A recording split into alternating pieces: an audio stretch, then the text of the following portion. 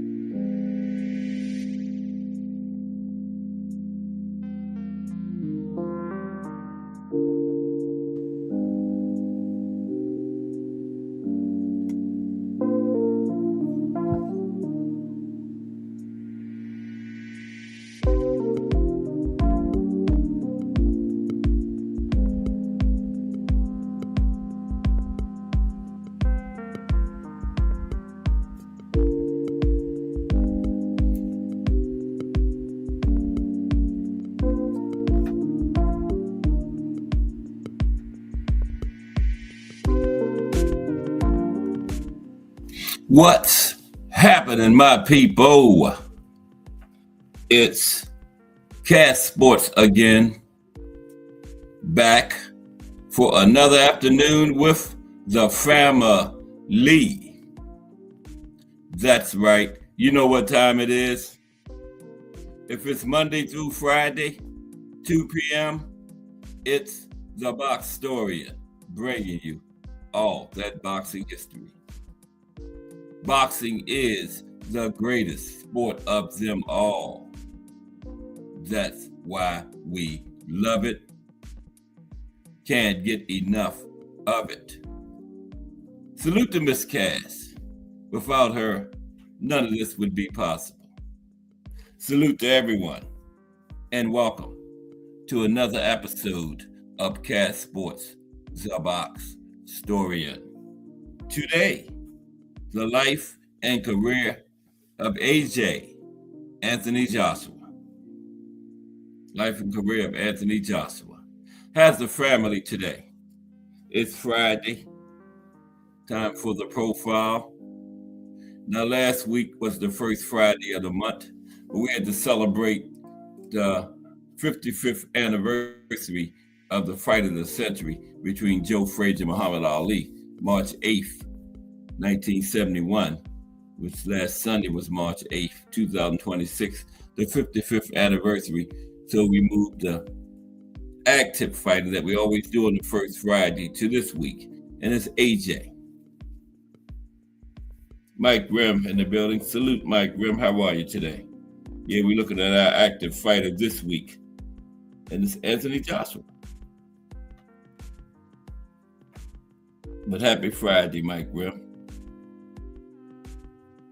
We're going to talk about Anthony Joshua, and then we got some other British boxers we're going to take a look at the end, time permitting. Big card tomorrow. No big, none of the big names, but Arnold Barboza, Kenneth Sims, the main event. 2 title fights on the card. Oscar Collazo. Then we got Gabriela Fundora defending her undisputed flyweight titles. We got JoJo on the card against Alexis Rocha. That could be the fight of the entire card. And one of the top prospects currently, Joe Iriarte, in action. I got him like probably the top prospect. 9-7 knockouts. Why couldn't he be a heavyweight? Because the heavyweight cupboard is bare. He's a welterweight. We need some heavyweights, American heavyweights, coming into the game. But yeah, Joe will be in action Saturday, tomorrow. But let's get ready to get today's show going. Starting out with our fight of the day as usual. So let's get ready to get into that. Today's fight of the day. So now, without further ado, today's fight of the day.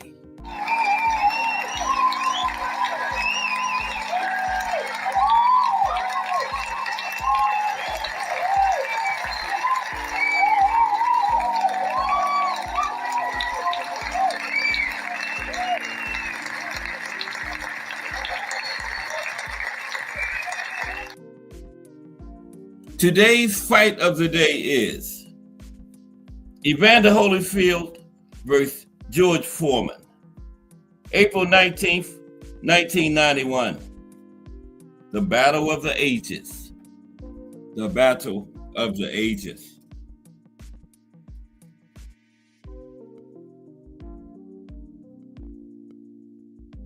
Back in 1991, 35 years ago, a fight that fit in real well with all the other classic heavyweight battles we fans were treated to during that decade took place. As Evander Holyfield and George Foreman met in Atlantic City, New Jersey. But going into the fight, the critics, the naysayers, who said Foreman had no business being in a boxing ring at age 42, came out with their trepidation. The fight would be no fight, instead a farce, these folks said forcefully. The late Freddie Pacheco, one of the most esteemed boxing commentators of the day at the time, declared how, if Foreman won, he, the esteemed fight doctor himself, would leave the country. Later, in light of the fine performance Foreman gave in pushing the defending heavyweight champion all the way, one magazine article suggested how Pacheco should do the decent thing and take an extended vacation. It's like Freddie. Take a permanent vacation, get out of boxing.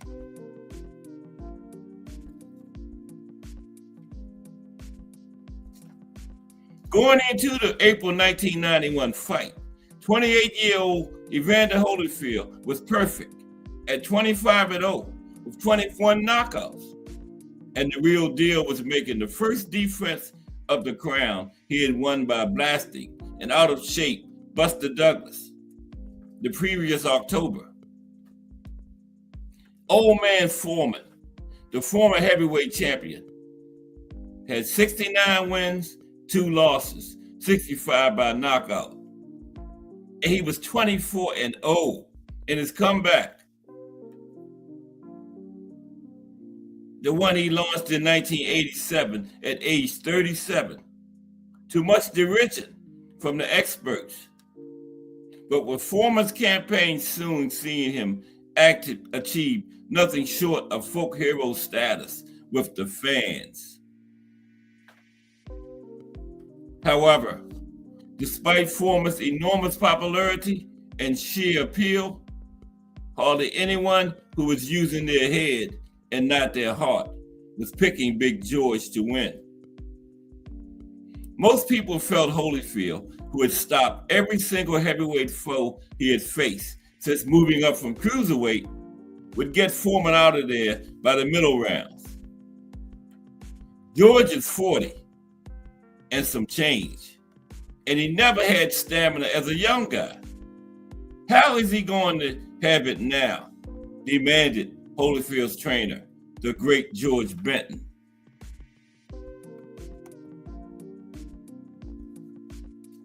How indeed? But Foreman found the stamina to go all 12 rounds from somewhere. The fight, a massive pay-per-view success, lived up to all the hype. Holyfield at 208 pounds was way faster than the 257-pound Foreman. And Foreman was often lumbering during the fight. But Big George got home with some heavy leather, all the same. And most surprisingly, aside from Foreman's full gas tank, was the way Big George was able to soak up the biggest and best shots that Holyfield cracked him with. It was a truly inspirational effort from Foreman. And so Holyfield won the fight. Evander himself was willing to accept the fact that Foreman's triumph in going all the way was the story the press would run with.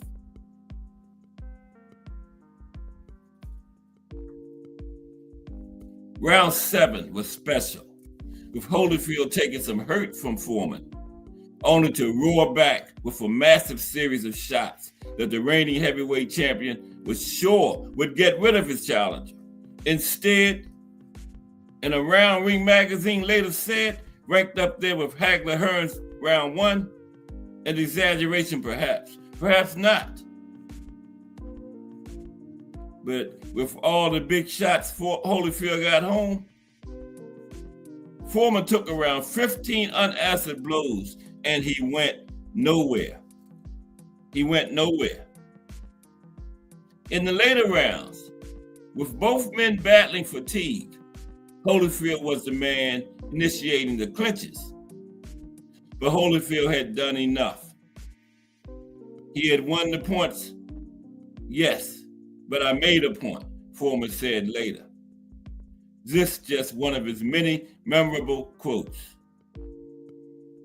Holyfield won by unanimous decision, this in the toughest fight of his career since his savage 15-rounder with common opponent, Dwight Muhammad Quali. Yeah, they both had beat Dwight. Foreman had fought Dwight too.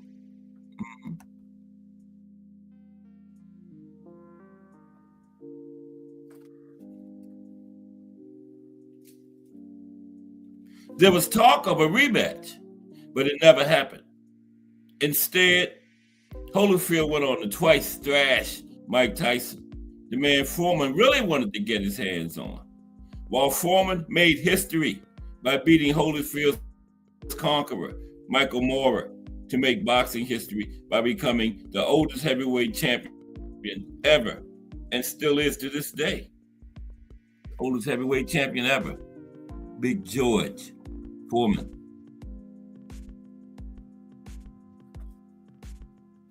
But back in the spring of 1991, all of this was some moons away. On the night of April 19th, 1991, there were 4 winners: Holyfield, Foreman, the fans, and the sport of boxing itself. There you have it, the fight of the day. Evander Holyfield versus George Foreman. 4 winners. Holyfield won the fight. Big George won the battle. The fans won, and the sport of boxing itself also won. Okay. Hey, life and career of Anthony Joshua today. Happy Friday to everybody. Got a big, nice card coming up tomorrow. I'm looking forward to seeing Joe Iriarte, prospect and eventually be a superstar, currently in the welterweight division. Arnold Barboza and Kenneth Sims in the main event. Got that killer, Gabriela Fundora, on the card, defending her undisputed title at flyweight. Jojo Diaz and Alexis Rocha. That could be the fight of the night. That is a good, solid card tomorrow. But let's get ready to talk about AJ, Anthony Joshua. Life and career of Anthony Joshua. This is a active fighter. We always do that on the first Friday, which was supposed to be last week, but we had to cover the fight of the century because it was last weekend was the 55th anniversary of it. So now we get our active fighter this week. AJ, Anthony Joshua. Okay, let's get into it. But how's everybody this Friday afternoon? Friday the 13th. Good luck day. Okay, Anthony Joshua, born October 15th, 1989 in Watford, England, day after me, is a British pro boxer of Nigerian descent who competed as an amateur, winning the super heavyweight gold medal at the 2012 Summer Olympics in London, and later turned pro in 2013 to become a two-time unified heavyweight world champion, holding the WBA, IBF, WBO, and IBO titles from 2016 to 2019, and again from 2019 to 2021. Joshua, standing at 6 feet 6 inches with a current pro record of 27 wins, 4 losses, 27 by knockout, rose to prominence by unifying the heavyweight division through victories over established champions, including Vladimir Klitschko in 2017, but experienced setbacks with defeats to Andy Ruiz Jr. in 2019 and Alexander Usyk in 2021 and 2022, before recent wins against Francis Ngannou in 2024, followed by a loss to Daniel Dubois later that year while vying for the IBF title. Known for his powerful punching and marketability, Joshua has generated over $250 million in career earnings, making him the highest paid heavyweight boxer, though his career has been marked by questions of durability and adaptability against elite technical opponents. Early life and formative years. Okay, early life and formative years.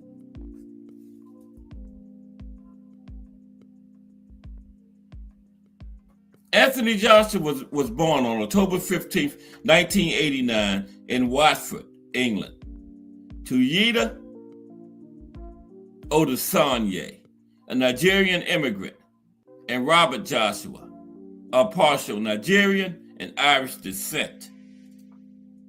His parents divorced during his infancy, resulting in primary upbringing by his mother amid economic pressures that prompted frequent relocations and periods of instability.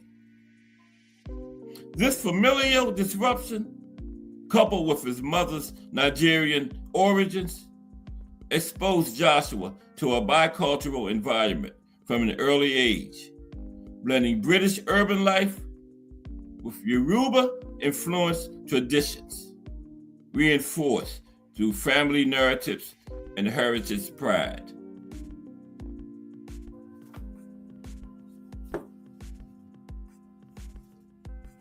At age 7, Joshua relocated temporarily to Nigeria with his mother, who returned to her homeland to launch a business venture, residing in areas like Sagamu in Ogun State and attending Mayflower regarding boarding school in Akane, characterized by strict discipline, including early morning routines and corporal enforcement of order. The 6-month stint extended by behavioral challenges back in the UK that prompted his dispatch abroad introduced rigorous structure absent in his Watford home life, but also highlighted cultural immersion in Nigerian societal norms,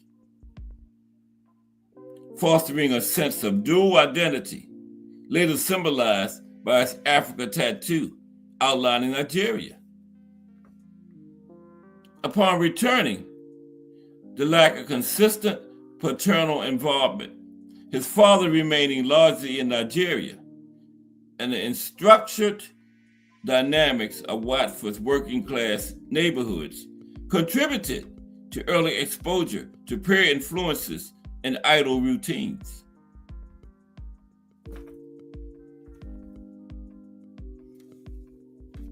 In Watford's multicultural yet economically strained setting, Joshua navigated truancy and minor altercations, outcomes of individual choices amid absent authoritative guidance and the temptations of street associations, rather than deterministic external forces alone. These youthful rebellions reflected personal agency in foregoing school for unstructured pursuits, exacerbated by single-parent household strains, common in similar immigrant communities, yet underscoring accountability over systemic excuses. His Nigerian roots provided a countervailing cultural anchor with maternal emphasis on resilience and heritage, instilling values of perseverance despite the dislocations.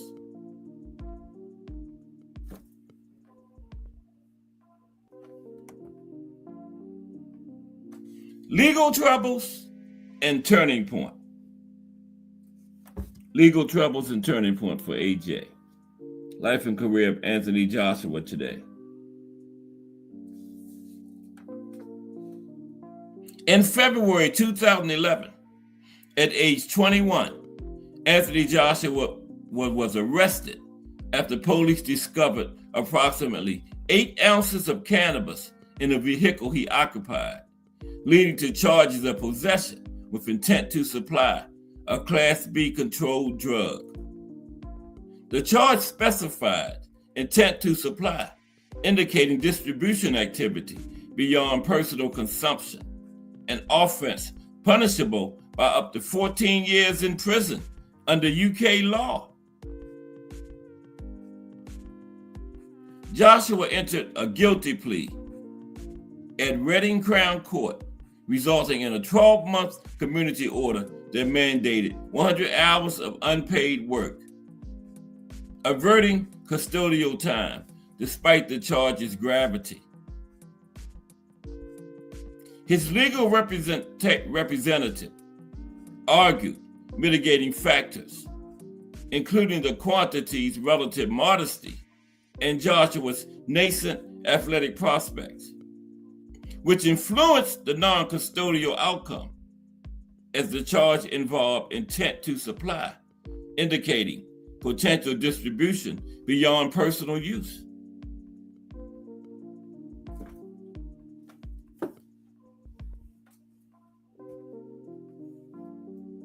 The unpaid work period served as a profound low point for Joshua, whom he likened to a prison sentence due to its enforced routine of early mornings, physical labor, and oversight, stripping away prior aimlessness and imposing accountability. This structured regimen catalyzed a cognitive shift, compelling him to confront the consequences of unchecked impulses and prioritize self-directed discipline over transient pursuits.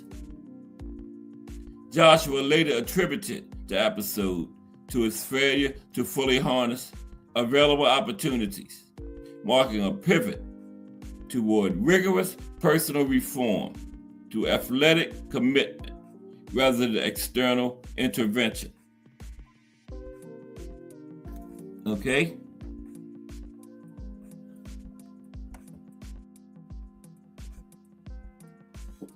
Introduction to boxing discipline. Introduction to boxing discipline. Now, following his 2009 conviction for AFRI and subsequent community service order, Anthony Joshua adopted boxing as a structured rehabilitation outlet to redirect his energies away from street conflicts and toward personal discipline. Introduced to the sport of boxing by his cousin at age 18 in 2007, he began training at Finchley Amateur Boxing Club in Barnet, North London, under initial guidance from coach Sean Murphy, a former British featherweight champion. This phase marked a shift from sporadic engagement to more consistent gym attendance, as Joshua confronted the demands of repetitive foundational skills, footwork patterns, basic punch combinations, and defensive slips that countered his prior patterns of impulsivity with enforced patience and routine.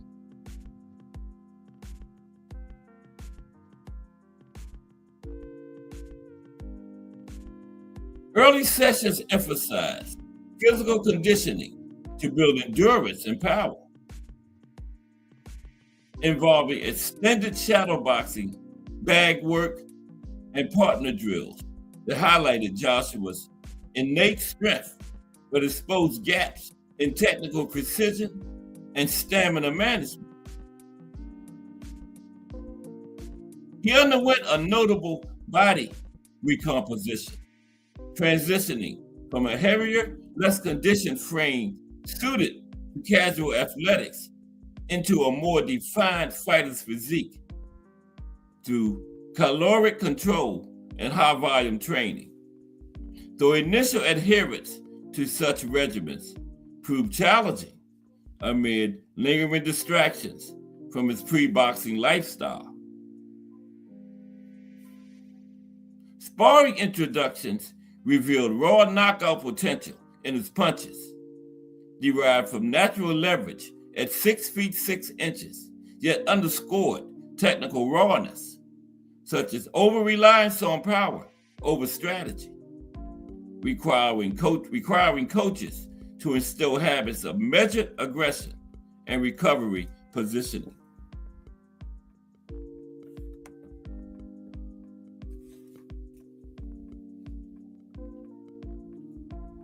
These formative experiences foster resilience by tangible metrics,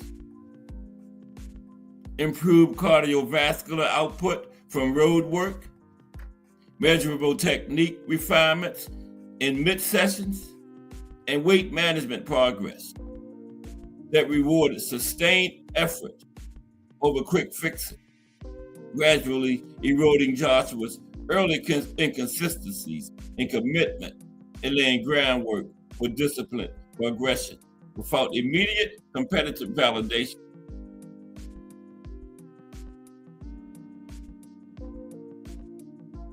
Frank accounts from his circle note periods of wavering focus where the grind of unglamorous basics tested resolve, yet the causal link between persistent practice and visible gains, such as enhanced speed and defensive awareness, reinforced a framework of deferred rewards, distinct from his youth instant gratifications.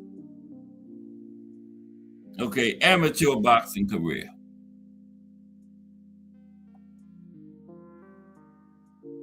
Mike Mazik in the building. Salute, Mike. Life and career of Anthony Joshua today. Getting ready to talk about his amateur career now. For AJ, Happy Friday, Mike Massey. Appreciate you stopping by and supporting today, like you always do.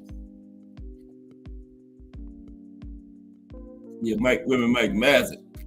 If I had to go in the battle, I would one on each side of me. Mike Rim on one side, Mike Massey on the other.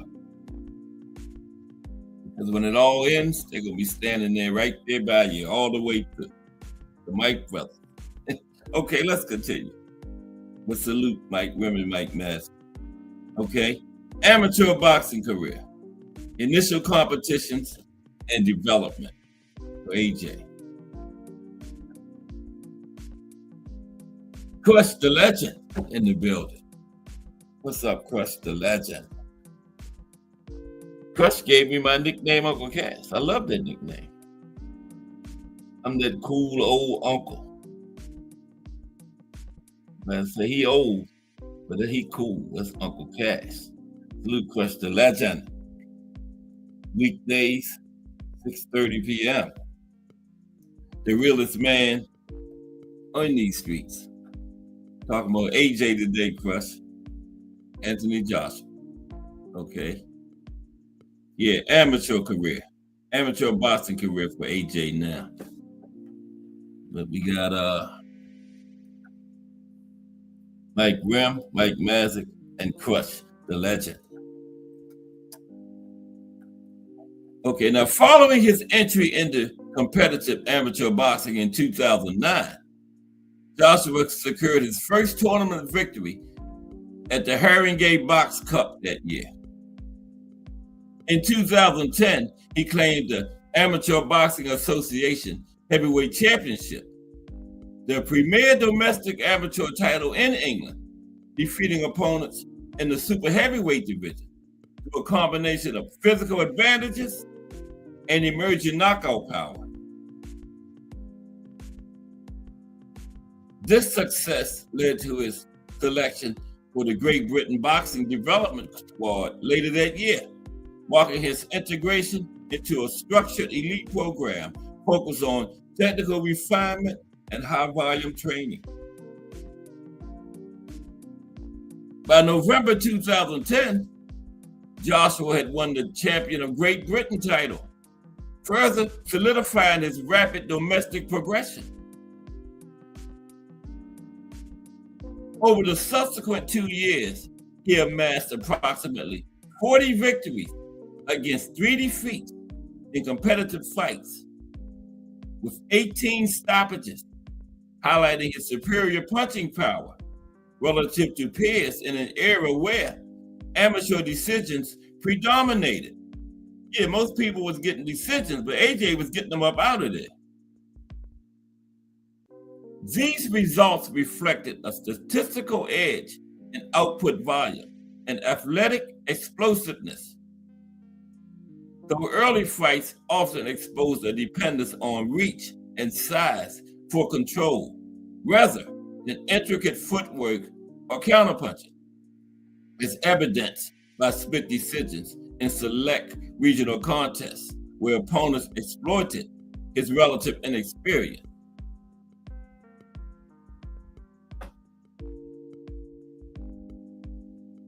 Just Do Boxing in the building. Heavyweights coming in now. Salute Just Do Boxing. Coming up at 4 p.m.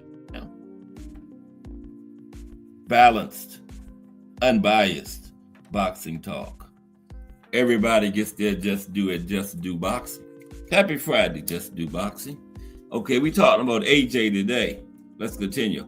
We're in his amateur career right now. Now, within the Great Britain setup, Joshua's development emphasized conditioning and sparring against varied styles to address defensive gaps, transitioning from raw power reliance to more balanced engagements by 2012. His 3 amateur losses, including close regional defeats, served as key learning experiences, prompting adjustments in stamina management and ring generalship, and critiques that his physique occasionally hindered agility in prolonged exchanges. Okay, now AJ got the Olympic gold. Okay, let's take a look at that. Olympic gold and international recognition. He got the Olympic gold when they had it in London. I think it was 2012. Let's see. Yeah, 2012. Okay. Olympic gold and international recognition. Anthony Joshua represented Great Britain in the men's super heavyweight division at the 2012 Summer Olympics in London. In the round of 16, he secured a narrow 17-16 victory over Cuba's Erislandy Savon, a highly regarded amateur prospect, in a fight marked by competitive exchanges and crowd support at the Excel Arena. Advancing to the quarterfinals, Joshua defeated China's Zhilei Zhang 15-11, including a second-round knockout that demonstrated his power against a technically skilled opponent. Yeah, I never knew him and Zhang fought in the amateurs, but yeah, they fought in the Olympics in 2012, him and Zhilei Zhang. Yeah, Joshua got the win. Yep. Learn something new every day. So he beat Zhilei Zhang in the amateur. I mean, yeah, in the Olympics.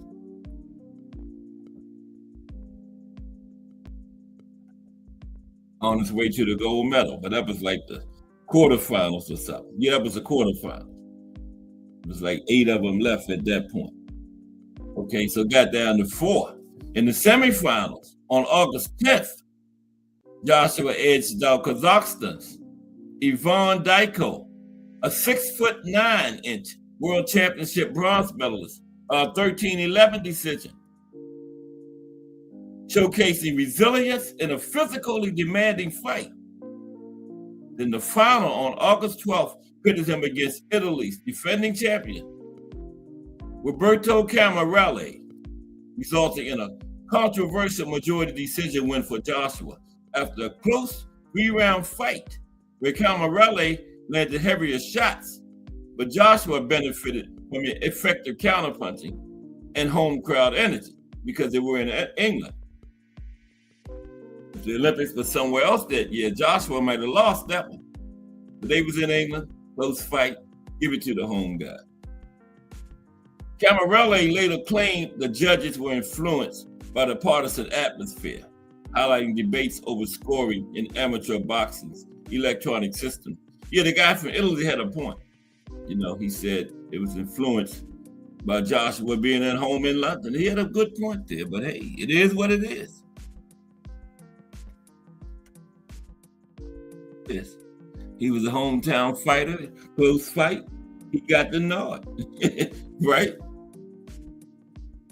Now, despite criticisms of gifted decisions in fights against Savon and Camarelli, Joshua's gold medal validated his potential in a division featuring elite amateurs from boxing powerhouses like Cuba and Kazakhstan, countering narratives of an unchallenged path by underscoring the field's depth. Yeah, that was a deep field that year, 2012. As Great Britain's final medal of the Games, its 65th, Joshua's triumph drew widespread media coverage and elevated his profile internationally, directly catalyzing lucrative professional contract offers and establishing him as a marketable heavyweight talent. The Olympic success, viewed by millions amid the host nation's successful games, marked a pivotal transition from domestic prospect to global figure in boxing. Yeah, that was the first year when they let women go. Remember, Katie Taylor and Clarissa Shields got their medals in that Olympics too. Yeah, that was the first Olympics. Gloria Adams, I think she was from Great Britain. She wasn't the first one for women, but Katie, because her final was the first women's final in that one. It was only 3 classes, women's classes in the Olympics. Played Katie and Clarissa. Yep, they got their medals in that Olympics. Okay, let's go to AJ's pro career now. Professional career for Anthony Joshua. AJ. Okay. Okay, pro career. Debut and domestic dominance. Debut and domestic dominance for AJ.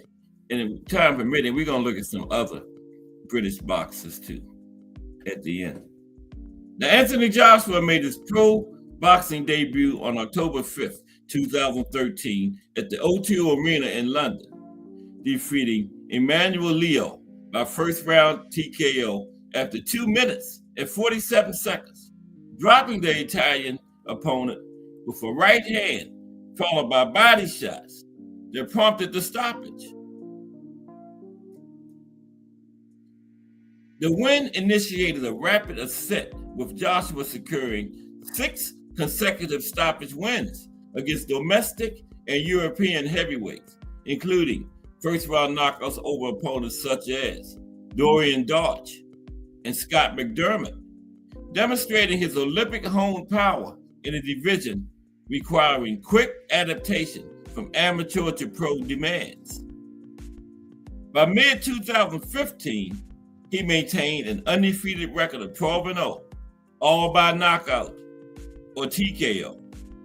First 12 wins was all stoppages against mid-tier contenders, selected by promoter Matchroom Boxing to build momentum while testing resilience against durable foes. Yeah, once he turned pro, he been with Eddie from day one.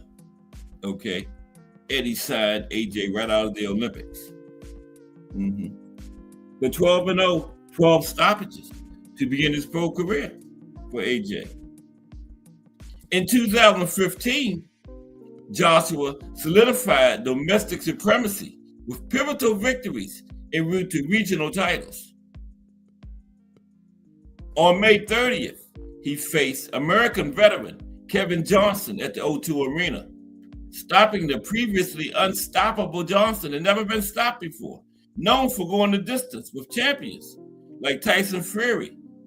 He stopped Johnson in the second round by TKO after a barrage of punches, marking the first stoppage loss in Johnson's 35-fight career and underscoring Joshua's finishing ability against experienced opposition.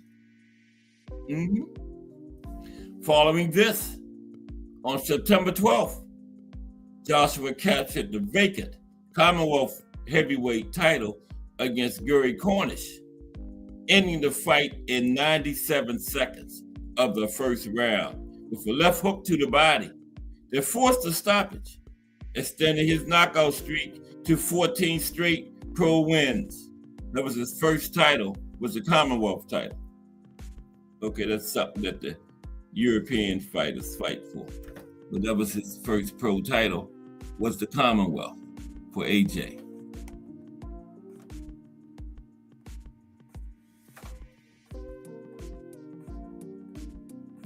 And then the year's climax came on December 12th, 2015, in a high-profile grudge match against Dillian Whyte for the vacant British heavyweight title at the O2 Arena, where Joshua overcame early pressure to land a 7th-round knockout with an uppercut and follow-up shots, unifying the British and Commonwealth belts while improving to 15-0 with all of his wins by stoppage. This sequence reflected Matchroom's strategic matchmaking, prioritizing volume and hype through accessible venues and British rivalries, but was substantiated by Joshua's consistent dominance, as evidenced by his ability to dispatch tested heavyweights like Johnson and Dillian Whyte, who later proved competitive against elite competition rather than relying solely on padded opposition. They was putting AJ in there with some big names early. Kevin Johnson, Dillian Whyte. You know, back in them days, 14, 15 fights, he's still a prospect. Okay? So yeah, it was some big name heavyweights early in his career. It was getting him up out of there. 15-0, 15 knockouts to start his career. Okay? So on April 9th, 2016, AJ challenged American Charles Martin for the IBF heavyweight title at the O2 Arena in London, marking his 16th pro fight with an undefeated record of 15-0, all by knockout. Joshua dropped Martin with a right hand in the second round before finishing him with a flurry of punches, securing a knockout victory at 1 minute 32 seconds of the round 2. This win elevated Joshua from domestic contender to world champion, exposing Martin's defensive lapses despite the latter's 24-0 record. Martin was undefeated coming in, one draw, which included a controversial point win over Vladislav Glasgow to claim the vacant belt in January 2016. That's how Martin had got the title. But that was AJ's first title, IBF. Now, the IBF title had been vacated by Tyson Fury on December 9, 2015, after Fury breached rules by contracting a rematch with Vladimir Klitschko instead of facing the mandatory challenger, Vladislav Glasgow.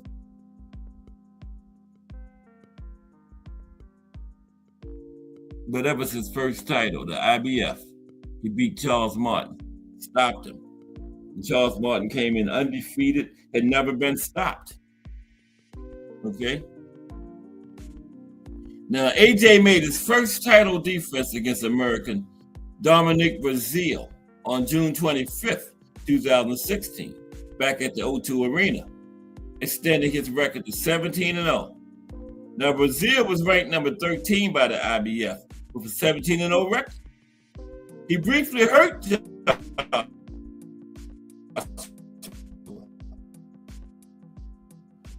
with the left hook in the first round, testing the champion's recovery under pressure. Joshua responded by dominating exchanges, dropping Breazeale in the 7th round before a TKO stoppage at 1 minute 1 second of the 7th round.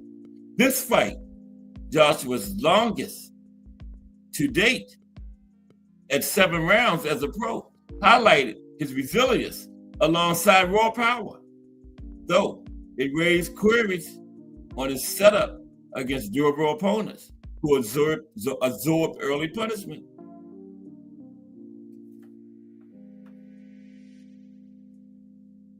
In his second defense on December 10th, 2016 at Manchester Arena, Joshua faced Eric Molina, improving to 18-0, all knockouts. First 18, all knockouts. Now Molina coming in at 25-4. He was a veteran, known for upsetting Tomas Adamek in 2012, offered limited resistance. Joshua floored him twice in the 3rd round amid a barrage, prompting a TKO at 2 minutes 2 seconds of the 3rd round. These early defenses averaged under 4 rounds per fight, 2, 7, and 3 rounds, underscoring Joshua's one-punch knockout threat, rooted in his 244-pound frame and Olympic-honed athleticism, but also dependence on volume to break down opponents who survived initial power shots. The rapid victories solidified Joshua's status as a pay-per-view attraction in the UK, drawing over 20,000 fans per fight, while maintaining an unblemished streak amid the heavyweight divisions post-Klitschko vacuum. So he what, 18 fights, 18 wins, 18 knockouts, okay? For AJ's career out. BBO Sports TV. What's up, BBO? Another one of STN members, along with Crush, the legend. Salute, BBO. Great show last night, by the way, too. Enjoyed that thoroughly. Talking about AJ today, BBO. Life and career of Anthony Joshua. You know, we always do an active fighter on the first Friday, but last Friday we had to cover the fight of the century because that weekend was the 55th anniversary. So this is the second Friday of the month, but we're doing an active fighter, AJ. So he's 18-0, 18 knockouts to start his career, and he's got his first major title, which was the IBF. His first pro title was the Commonwealth, but the four majors was the IBF. Okay, let's continue. So first unified heavyweight reign. So get ready to go for another one of the big four now. On April the 29th, 2017, Anthony Joshua defended his IBF heavyweight title against Vladimir Klitschko at Wembley Stadium in London, drawing a record-breaking attendance of 90,000 spectators. Not there because, they got a Wembley Arena and a Wembley Stadium. They was at the stadium and filled that bad boy up. I think the capacity is 90,000, and they had 90,000 in there. Him and Vladimir Klitschko, 90,000 spectators. Now the fight contended for Joshua's IBF belt and the vacant WBA and IBO titles unfolded as a grueling war, with both fighters experiencing knockdowns. AJ went down for the first time as a pro in this fight, went down twice.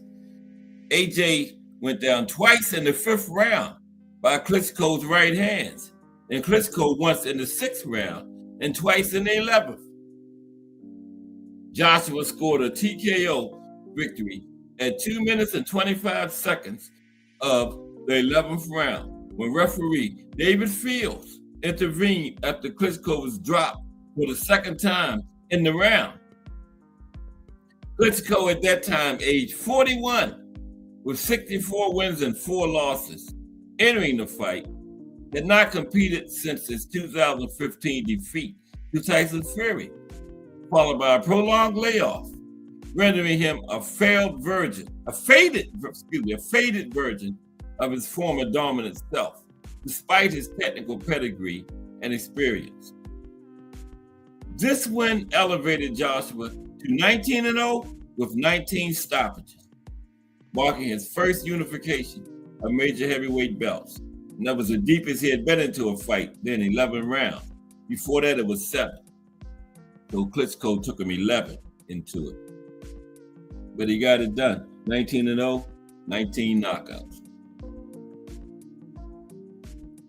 Joshua's subsequent title defenses solidified his position as unified champion.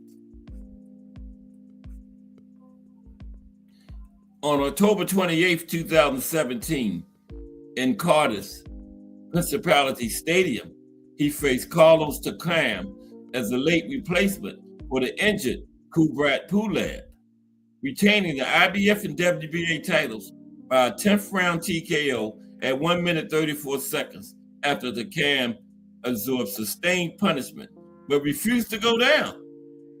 The fight tested Joshua's resilience against Takam's awkward pressure and durability, extending his record to 20-0. Okay?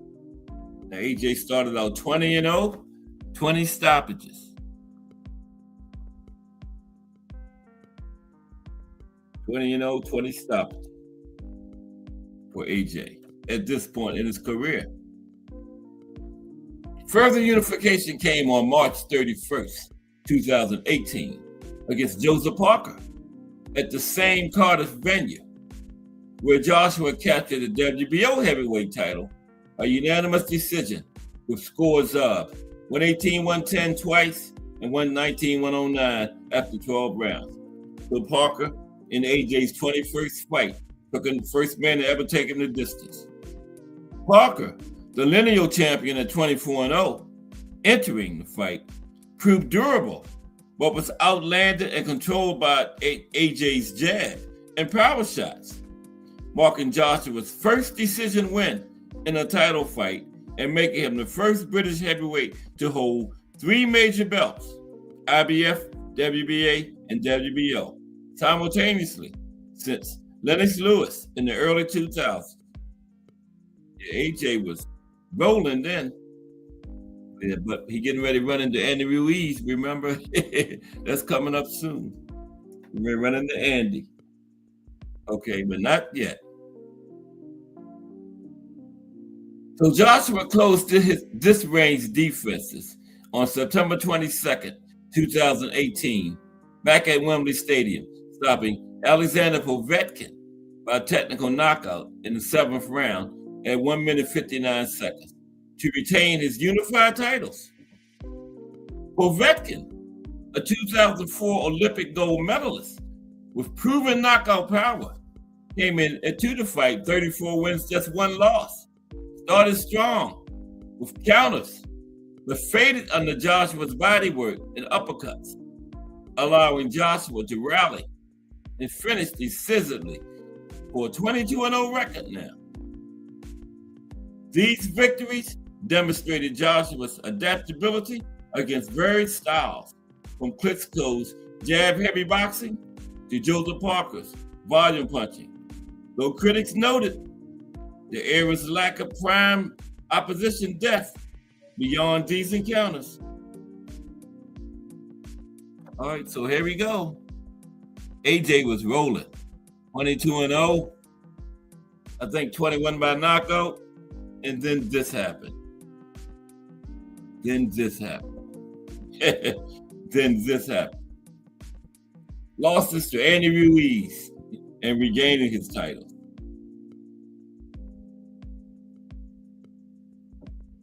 On June 1st, 2019, at Madison Square Garden in New York City, I think that was AJ's first fight in the United States too, wasn't it? Yeah, I believe it was. But on June 1st, 2019, at Madison Square Garden in New York City, Joshua defended his IBF, WBA, and WBO heavyweight titles against Andy Ruiz Jr., a late replacement opponent who entered as a 25-1 underdog. Joshua weighed in at 247.5 pounds, while Ruiz tipped the scales at 268 pounds. In the 3rd round, Ruiz knocked Joshua down twice with a left hook and follow-up combinations, capitalizing on southpaw angles and body shots that exploited Joshua's high guard and slower footwork. The referee halted the fight in the 7th round after 2 more knockdowns, marking Joshua's first professional defeat by TKO. The upset stemmed from matchup-specific flaws rather than chance, as Ruiz's compact frame and persistent midsection targeting overwhelmed Joshua's power-based style, with empirical evidence from punch stats showing Ruiz landing 59% of his power shots. That's excellent. 59% of his power shots, many to the body, while Joshua's excess weight hindered recovery and lateral movement. 25-1 underdog Ruiz was. Joshua's preparation emphasized strength over endurance, leaving him susceptible to Ruiz's pressure, a vulnerability not fully mitigated by prior sparring against shorter opponents. Yep, Andy got him out of there. But AJ got it back. I think they had an immediate rematch, right? Yeah. Invoking the contractual rematch clause, Joshua reclaimed the titles on December 7th, 2019 at Riyadh Arena in Riyadh, Saudi Arabia, defeating Ruiz by unanimous decision with scores of 119-109 and 118-110 twice.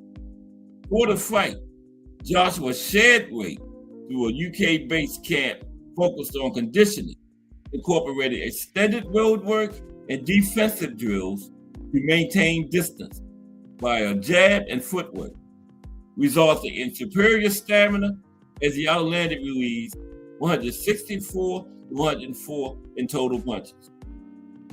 Ruiz, weighing 283.5 pounds after poor discipline, failed to replicate his initial aggression from the first fight, absorbing Joshua's cleaner combinations without mounting sustained body attack.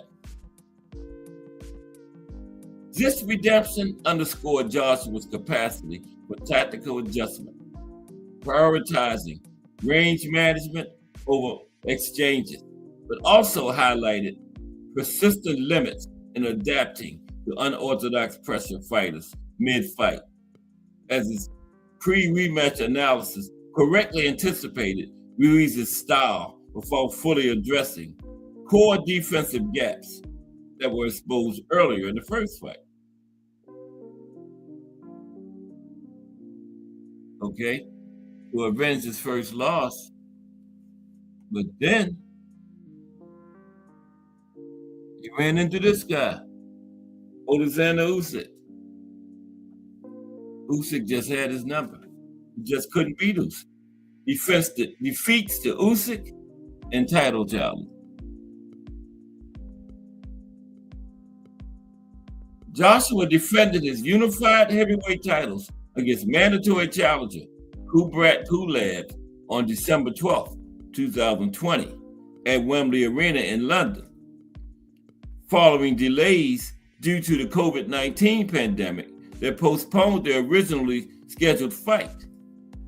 He secured a 9th round knockout victory at 2 minutes 58 seconds of the round, flooring Pulev with a right uppercut, followed by a flurry of punches, retaining the IBF, WBA, and WBO belts.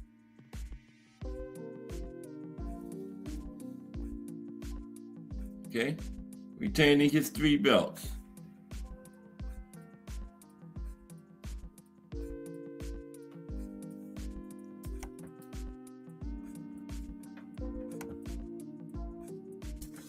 There we go. Okay. So, okay, now we come into the Usyk fights. Yeah, he just couldn't beat Usyk. Sometimes a fighter just have your number, just better than you are. Now, Joshua's first encounter with Alexander Usyk occurred on September 25th, 2021 at Tottenham Hotspur Stadium in London, where AJ entered as a unified champion, 3 belts, defending the IBF, WBA, WBO, or for IBO, had the minor IBO title also. Usyk won by unanimous decision after 12 rounds, with judges scoring the fight 117-112, 116-112, and 115-113, marking Joshua's first loss to a cruiserweight convert and resulting in the relinquishment of all 4 belts. It was his second loss as a pro, but Usyk was a cruiserweight convert. The post-fight analysis highlighted Joshua's failure to leverage his significant size and reach advantage, standing 6 feet 6 inches with an 82-inch reach against Usyk 6 feet 3 inches and 78-inch reach. Okay, he had a 3-inch height advantage and 4-inch reach advantage. But Joshua opted instead for a high-volume boxing style that played right into Usyk's superior footwork and adaptability, rather than emphasizing power punching early. That's what AJ didn't do. There's no way he was going to outbox Usyk, but he tried. Usyk later attributed Joshua's defeat to not fully utilizing his physical edges throughout the fight. Yeah, Usyk knew it. You didn't use your advantages, AJ. Okay? Usyk said that. So the rematch took place on August 20th, 2022 at King Abdullah Sports City in Jeddah, Saudi Arabia, with Usyk defending the unified titles. Usyk coming in as champion this time. Usyk prevailed by split decision with scores of 115-113 twice, the 115-113, 116-112 for Usyk. One judge gave it to Joshua, 115-113. And Usyk solidified his dominance in close quarters exchanges, despite Joshua's stronger early rounds and a 9th round surge. Immediately after the decision, Joshua threw two of Usyk's belts from the ring in frustration, stormed off, and later returned to deliver a microphone criticizing the judges before shifting to praise Usyk. Remember that? He had a real meltdown after that. And Usyk was looking at him like, what the hell is wrong with this guy? I just want to get out of this ring with this fool. Yeah, and this was an outburst Joshua subsequently described as driven by ego and pride. That's what, well, not Joshua, but it was described as driven by ego and pride. He got his ass whipped again. That's what it boiled down to. Now, this loss left Joshua without major titles for the first time since 2015, underscoring persistent tactical challenges against technically proficient southpaws. Post-Usyk resurgence and recent setbacks. Following consecutive losses to Alexander Usyk in 2022, Joshua pursued a series of fights in 2023 and early 2024 aimed at rebuilding momentum and sharpening his form against progressively tougher opposition. On April 1st, 2023, he defeated Jermaine Franklin by unanimous decision over 12 rounds in London. Scores 96-93 twice and 97-92, marking his first win since August 2021. Originally scheduled to face Otto Wallin in August, Joshua instead fought Robert Helenius on August 12th, 2023 at the O2 Arena in London, securing a 7th round knockout with a right hand at 2 minutes 59 seconds, dropping Helenius face first to the canvas. He then faced Wallin on December 23rd, 2023 in Riyadh, Saudi Arabia, winning by 5th round technical knockout after a severe cut above Wallin's left eye prompted a doctor stop. Joshua leading on all cards at the time, 50-44 twice, 49-45. Thomas Hill in the building. What's up, T. Hill? Life and career of AJ today. Okay, we winding down on it. Okay. So yeah, then he had postponed the fight with Wallin earlier, but he finally fought Wallin and was stopped by the doctor on cuts. So he got a couple wins back after losing to Usyk. So the resurgence continued into 2024 with a high-profile crossover fight against former UFC heavyweight champion Francis Ngannou on March 8th, 2024 in Riyadh, Saudi Arabia, where Joshua delivered a second-round vicious knockout at 2 minutes 38 seconds by a straight right hand that rendered Ngannou unconscious, underscoring Joshua's retained punching power against a debutant with exceptional athleticism. These wins positioned Joshua as a contender for heavyweight titles, culminating in a September 21st, 2024 challenge against Daniel Dubois for the IBF Heavyweight Championship at Wembley Stadium in London before a record 96,000 spectators in the house. 96,000. I think the capacity is 90,000. They had to add some seats to that bad boy. 96,000. Him and Dubois.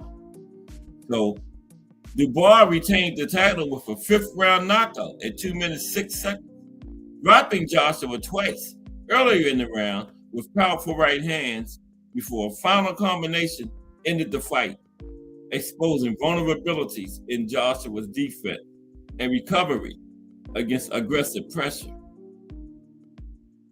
So the Dubois loss halted Joshua's title aspirations and led to an extended hiatus, compounded by an elbow injury requiring surgery in May 2025, which sidelined AJ for most of the year and disrupted training camps. So Joshua returned against Jake Paul on December 19th, 2025, at the Kaseya Center in Miami, Florida, defeating him by knockout in the 6th round in a sanctioned heavyweight fight, streamed live on Netflix, having knocked Paul down 4 times. I enjoyed that thoroughly. Broke his jaw, too. Did I mention he broke Jake Paul's jaw? The promoter, Eddie Hearn, has voiced ambitions for a trilogy with Tyson Fury. For a fight with Tyson Fury, I don't have a trilogy that means fought the first time yet. But Eddie Hearn has voiced ambitions for a fight with Tyson Fury or push to reclaim multiple belts. Yet, Joshua's age and pattern of knockout defeat to elite heavyweights, Usyk twice, but losses to elite heavyweights, Usyk twice, and Dubois, suggest causal challenges in recapturing prime explosiveness, as heavyweight physiology typically shows diminished chin durability and speed post age 35 amid ring wear. Okay, fighting style. Core strength, fighting style, and technical analysis for AJ.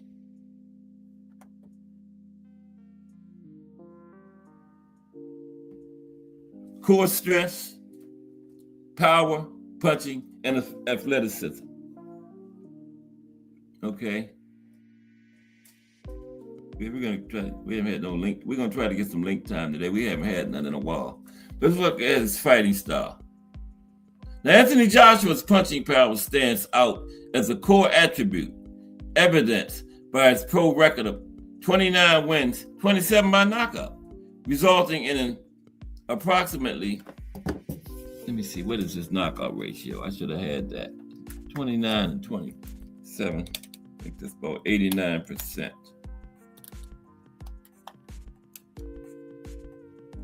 '93, he's over 90. 93.7% knockout ratio for AJ. Yeah.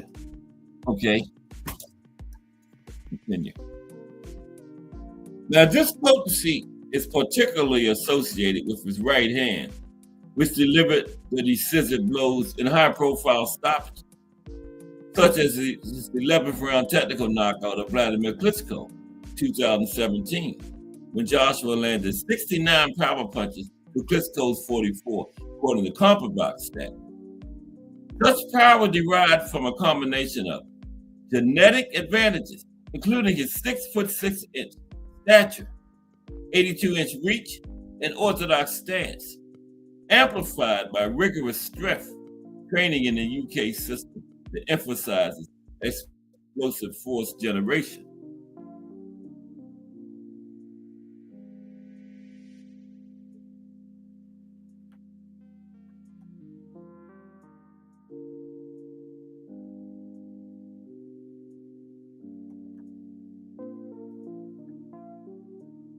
Joshua's athleticism enhanced its effectiveness, featuring his foot atypical heavyweight of his size, rooted in his amateur foundation, culminating in super heavyweight gold at the 2012 London Olympics.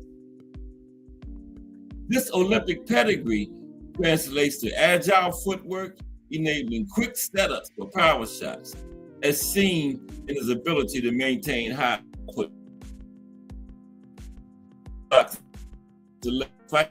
Landing power punches at rates exceeding 40%, such as 44% in a dominant performance against Otto Wallin in 2023. Explosive starts characterize his engagements, allowing rapid pressure on slower opponents through superior burst speed and clinch dominance, whereas leverage and conditioning prevail. These attributes provide Joshua a causal advantage over less athletic heavyweight, as his physical metrics, bolstered by consistent training regimens focusing on plyometrics and sprint work, facilitate one-punch finishing potential and sustained aggression without rapid fatigue. Empirical punch tracking confirms highs in power shots landed per round, underscoring how his build and preparation yield dominance in exchanges against plotting styles. The evolution, weaknesses, and tactical shifts. Evolution, weaknesses, and tactical shifts. AJ. Now, following his 2019 upset knockout loss to Andy Ruiz Jr., Joshua shifted from an early career aggressive, power-oriented approach to a more measured style, emphasizing jabbing and distance management. In the rematch against Ruiz, where he outboxed Ruiz by unanimous decision, by controlling range and limiting Ruiz's inside opportunity. This adaptation highlighted improved tactical discipline, but also revealed vulnerabilities as Joshua's reliance on linear movement and reduced forward pressure allowed mobile opponents like Alexander Usyk to exploit stamina limitations in their 2021 unanimous decision loss. Usyk's high volume output forced Joshua to throw 40% more punches than his title fight average, leading to visible fatigue and diminished power in the later rounds. Yes, it did. Joshua's chin durability has faced scrutiny after 3 stoppage defeats. Ruiz, Dubois, at the Ruiz and Dubois stoppage, chin came into question, with analysts noting insufficient punch resistance against counters, particularly when overcommitting to power shots without adequate head movement or recovery time.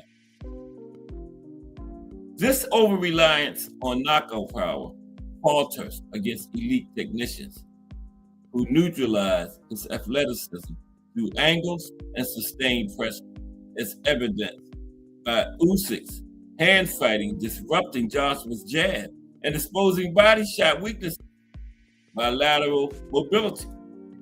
Additional flaws include flat-footedness and rapid gassing from excessive muscle mass, which compound under prolonged engagements beyond 6 rounds.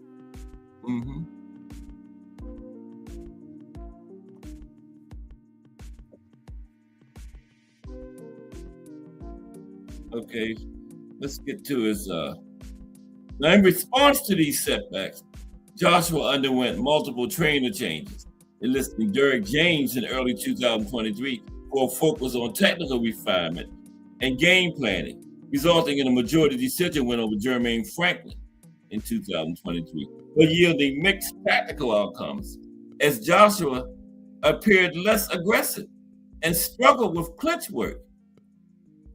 He parted with James after 2 fights, reverting to elements of caution that persisted in the later fight, where a pattern of losses to skilled movers validates critiques of foundational durability issues over a mere matchup height. These shifts underscores causal links between tactical conservatism and exploited stamina, chin gaps, rather than isolated mental lapses. So some comparisons to his heavyweight peers.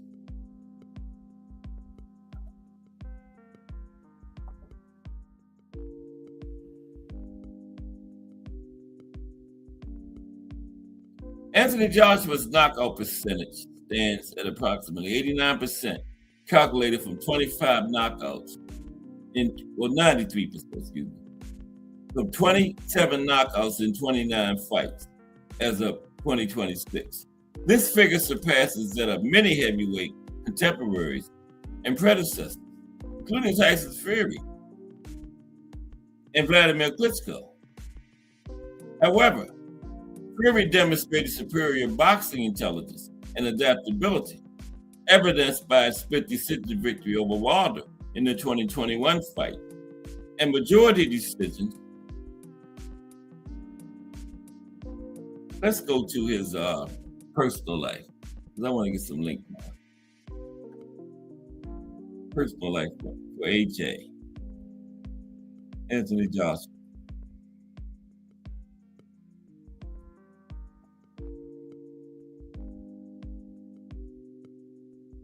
Somebody better hit the link too.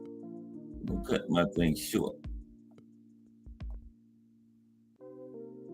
Way short.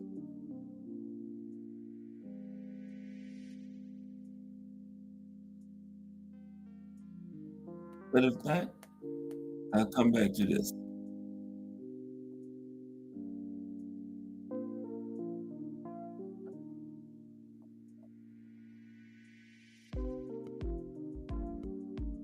Yeah, we're going to talk about his personal life real quick.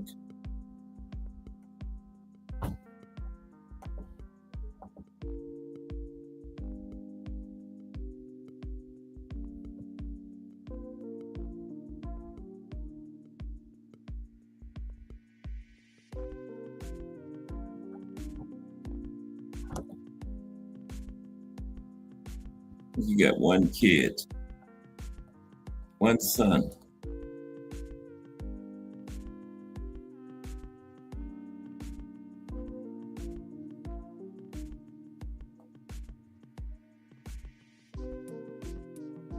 Okay, there we go. Now Joshua has one son, Joseph Bailey Joshua. He was born known as JJ. AJ, son known as JJ. Okay. His son was born in October 2015 to his ex-partner, Nicole Osborne, a former school acquaintance and dance instructor. The pair maintained an intermittent relationship, but separated, with Joshua prioritizing co-parenting privately and avoiding public disclosure about romantic involvements post-2020. Okay, let me drop the link in now. But Anthony Joshua today. Fighters of the day. I mean, not fighters of the day, profile. AJ. But I got some other British fighters ready to talk about too. Okay, I hope everybody enjoyed that. Anthony Joshua, life and career today. Okay, still active. This was an active fighter. We had to look at the fight of the century last week between Ali and Frazier because that was the 55th anniversary last weekend, last Sunday. March 8th, 1971. About the most iconic fight in boxing history.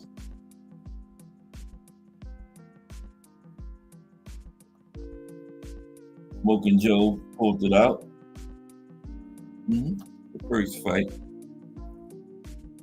Put Ali on the canvas. But Ali, that was like the fourth or fifth time Ali, that wasn't the first time he had been down.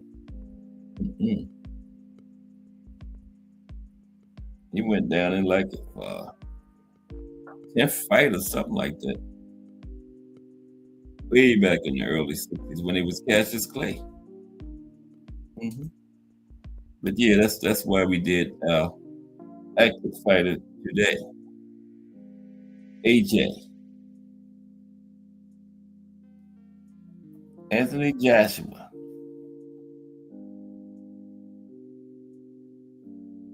Okay.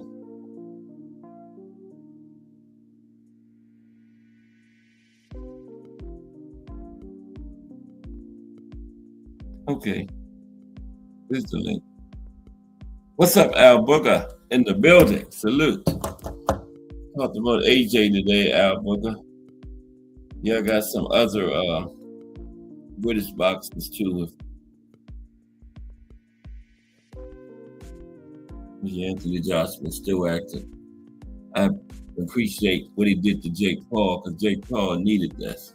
Maybe he'll just go and promote fights, promote the women's fight. They're on ESPN now and everything. Yeah, that's big. MVP and ESPN partnership. So yeah, that'll be good. Jake been very good for women's boxing. Yes, he has. And stay out of the ring. Just promote, Jake. Let's look at some of these other British boxers we got. Some of the other top British boxers, since we were on AJ today in boxing history.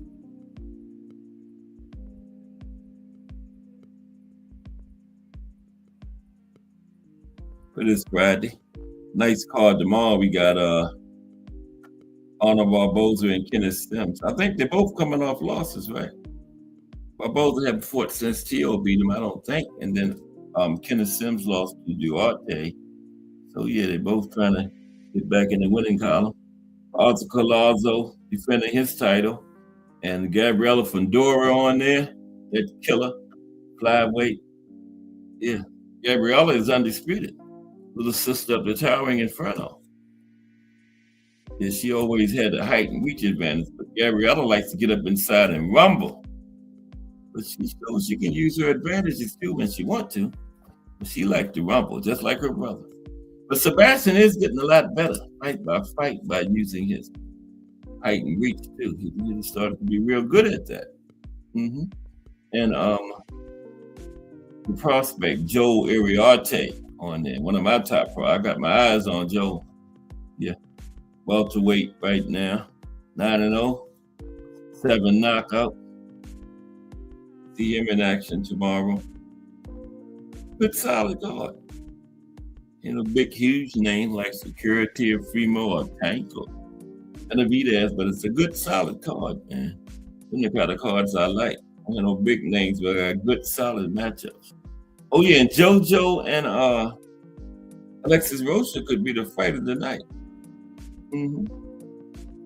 Yeah. JoJo is in action tomorrow. Yeah. So that can be good. It might be the card of the year. Them the ones that sneak in there and be real good. Cards like that. Okay, let's look at some of these British fights now. Okay, since we had AJ today, some of the other top British fighters in the sport of boxing. Curry is going out of here to just do boxing at 4 p.m. on this Friday the 13th. Good luck day.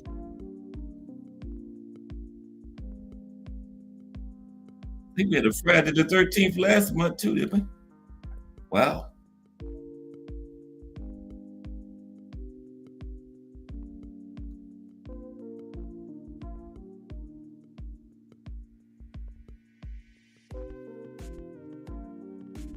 Okay, we're gonna look at some other British boxers. Come on, I'm trying to get this out of here. There we go. Okay. Let's see. Yeah. What's an old one? Duke McKenzie. Now, Duke McKenzie was a 3-division world champion and also a European champion. He made his pro debut 1982. Second round stoppage went over Charlie Brown. He won the British title by beating Danny Flynn in 1986 before beating Charlie McGree a year later for the European title. Duke vacated both belts to challenge Rolando Bohoy for the IBF flyweight title, and he won by 11th round stoppage. McKenzie won his first world title. That was 1991. Okay. In 1993, McKenzie became a 4-weight champion when he stopped John Davidson to win the British featherweight title. He retired with a record of 39 wins, 7 losses, 20 of them by knockout. Duke McKenzie. Yeah, it is, ain't it, Al Booker? That is a good card, man. I like them kind of cards. You got another of the big top superstars on there, but that is a good solid card. Them the best ones. And I like that JoJo and Alexis Rocha. That might be the fight of the year, or the fight of the card anyway. John Conte, another good former British boxer. Born in Liverpool, he was an entertaining character, both in and out of the ring. It was not uncommon for Conte to make the back pages with his boxing and the front pages for his Playboy lifestyle. At the age of 19, the talented Conte won a gold medal at the Commonwealth Games and turned pro soon after. In 1974, Conte beat Jorge Victor Ahumada over 15 rounds to capture the WBC light heavyweight championship with John Conte. Conte held the title for 4 years before being stripped for refusing to take part in a mandatory defense. Now, Conte failed in 2 efforts to win back the title against American Matthew Saad Muhammad. And he retired with a record of 34 wins, 4 losses, 1 draw. But many experts believe his Playboy lifestyle meant he never reached his true potential as a fighter. John Conte. Let's talk about some other British boxers. Frank Bruno. London-born heavyweight Frank Bruno burst onto the pro scene in 1982 and went on to win the first 21 fights of his career, all by stopping. Bruno had his winning streak halted by James Bonecrusher Smith, where he recovered to win the European heavyweight title with a knockout over Anders Eklund. Bruno knocked out former world champion Jerry Coetzee in the first round to earn a title shot, but was stopped by Turbo Tim Witherspoon, despite leading on all scorecards when Tim stopped him. Now, Bruno racked up many wins, but failed in 2 more world title shots when he was beaten by Mike Tyson and Lennox Lewis. And him as Lennox was the first time 2 British heavyweights ever fought for the world title. Just when he seemed to be consigned to history as a nearby winner for the title, Frank made his breakthrough. He won the WBC world title from Oliver McCall with a points decision victory. Yeah, they always thought Frank was going to end up as a come close guy. Close but no cigar. He beat Oliver McCall with a points victory. Then he lost to Mike Tyson by a 3rd round knockout in his first defense and went on to retire from the sport with a record of 40 wins, 5 losses, 38 knockouts. Bruno's 38 knockouts and 40 wins are one of the highest knockout percentages in heavyweight boxing history. So we got to know, 38 knockouts and 40 wins, right? That's a knockout ratio of 95% for Frank Bruno. That is very excellent. 95% knockout ratio. Wow. Big Frank. And he did finally win a title. Sir Henry Cooper dropped Muhammad Ali. And Muhammad Ali was hurt bad because when Ali got over there to that corner, he ripped his glove off, acted like something was wrong with it, and sent Angelo Dundee to the back to get another glove to recover. Because if he would have had that normal 1 minute in between rounds, Henry might have got him up out of there because Ali was hurt bad. And they faked the old something wrong with the glove to buy time. Your Henry had him hurt. Sir Henry Cooper was born in London, England, and overcame adversity from a young age. Cooper grew up during the Second World War And his first fights came in the school playground when he defended his twin brother, George. Henry's twin George tragically died at the age of 11, a traumatic event that left a deep sadness in Henry. He used to defend his brother on the playground. You know, you always got that one person that you always got to take. I had a cousin like that, man. Always got to get in fights and stuff defending him. But, you know, yeah, Henry had a brother like that. And his brother died tragically at 11. And that affected Henry. But anyway, Henry amassed a career record of 40 wins, 14 losses, 1 draw, with 27 knockouts, many of which were scored using the left hook that was Christian Henry's hammer. Cooper won the British, European, and Commonwealth heavyweight titles during his storied career, but he is best remembered for 2 fights he did not win against the greatest fighter of all time. Henry fought Cassius Clay in 1963 at Wembley Stadium. The fight was a scrappy affair, and a key moment came at the end of the 4th round. Cooper landed a left hook, Henry's hammer, that sent Clay sprawling through the ropes. Angelo Dundee helped Clay onto a stool after the round and revived him with smelling salts, something that was a violation of rules at that time. Dundee also forced a delay to repair a tear in Ali Clay's glove, a tear some suspect that was created to stall for time. As I told you, Ali was hurt. He was hurt bad. And if he would have just took that 1 minute to come back, Henry probably would have got him out of there. But after that, they stalled. A rejuvenated Clay came out for the 5th round and opened up a cut on Cooper's eye. Yeah, Henry was one of the ones that cut easy, that followed him throughout his career. And Clay relentlessly attacked the cut to force a stoppage on cuts when Cooper was ahead on the scorecards. Henry was winning the fight too. Yes. Clay, now known as Muhammad Ali, faced Cooper again in 1966 while defending his world heavyweight title.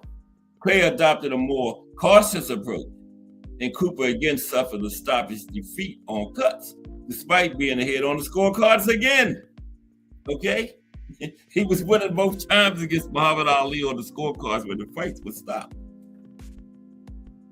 Now, Cooper won the respect of Ali, who called him to reminisce on the 40th anniversary of their first fight. Ali once remarked on the first fight by saying, Cooper had hit him so hard, my ancestors in Africa felt it.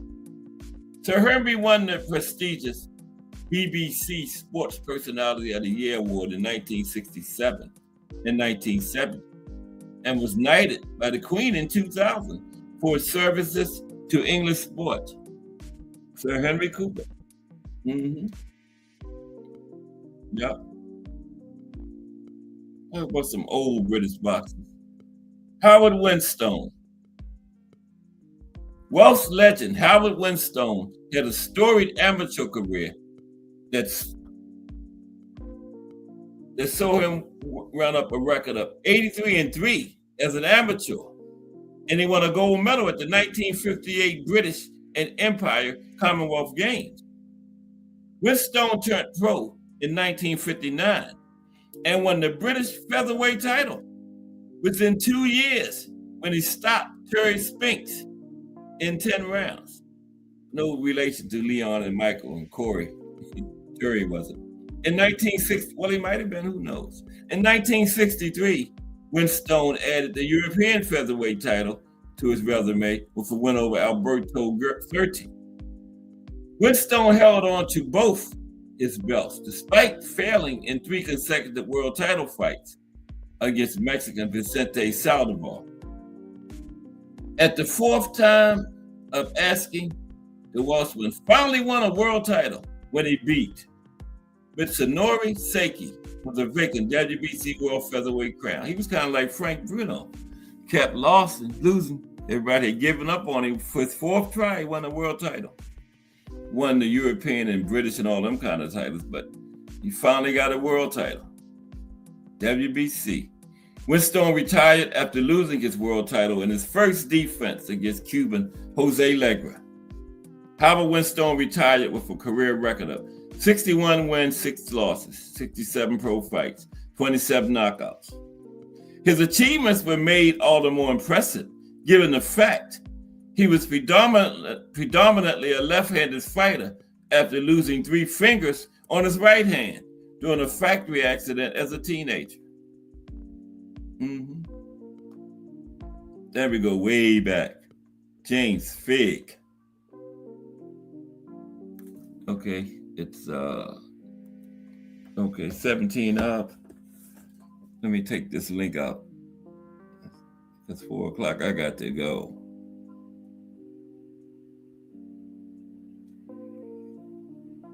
In case somebody want to hit it now, it's too late.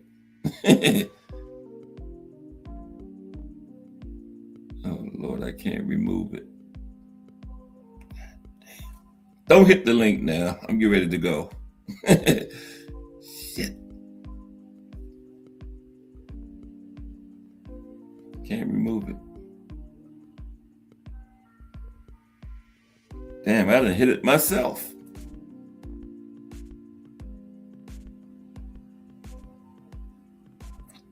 Oh well.